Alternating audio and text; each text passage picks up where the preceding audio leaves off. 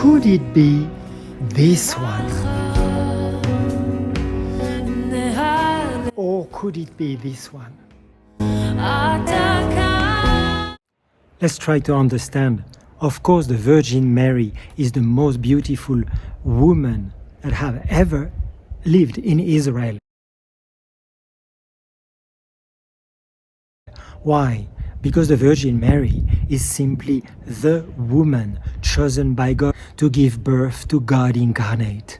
So God has prepared a woman in a very special way to give birth to the second person of the Holy Trinity, who will be called Jesus. Do you understand why? We are in big troubles. Human beings, since the first woman and the first man have disobeyed God, have caused the human race to experience suffering and to experience death. If God didn't, you understand that there are two angels, two men, and two women. The first angel was a fallen angel. He approached Eve in the earthly paradise, and he tempted her. The man God has given to Eve didn't say, "No, Eve, God has forbidden to touch of the forbidden fruit." But the woman seduced her husband and precipitated the whole human race in a catastrophe. God loves us too much. He couldn't let his creatures, loved by him, created by him, know death and suffering forever. So the Virgin Mary is indeed, and it has been affirmed by Pope Pius IX in 1854, 4 years before the apparition of Mary in law to Bernadette, who announced, "I am the Immaculate Conception." This big mystery cannot be understood unless we understand that Jesus is true God, true man.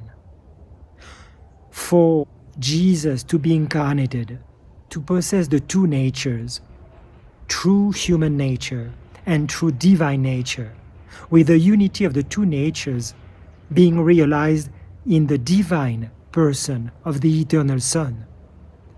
God needed a woman absolutely separated from sin, absolutely pure from the first moment of her conception, to be a worthy, a dignified tabernacle for the Most High. And the masterpiece was the Virgin Mary, who became Immaculate Conception in virtue of the merits of Jesus Christ, who died and resurrected. So the first fruit of the sacrifice of Jesus on the cross is indeed the Virgin Mary. This is the great mystery of faith, affirmed in 1854 by the Pope himself, binding all Catholics.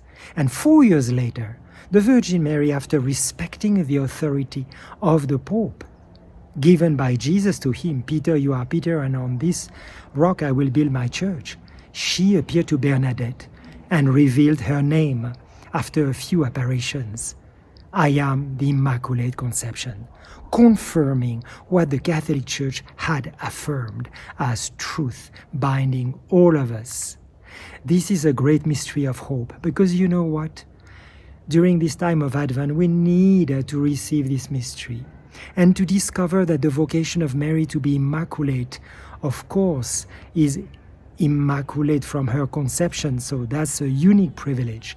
But we, on the way to heaven, are called also to be immaculate, not at the beginning, it's too late, but at the end, and to participate in the glory of God, so that one day we will see Our Lady as the prototype of the Church, the prototype of each one of us, transformed by grace, the grace of our baptism.